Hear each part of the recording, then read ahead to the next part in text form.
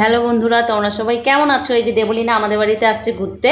তো দেবলীনা আজকে আমাদের ঘরে সব কাজ করবে, বাসন মাজবে, কাপড় কাচবে, ঘর মুছবে, এভরিথিং কাজ করাবো দেবলীনাকে দিয়ে। তুই কি কি কাজ করতে পারিস বল আগে। কিছু কাজ করতে হয় না। তুই বলে ভালো রান্না করতে পারিস? না, পারিস তো।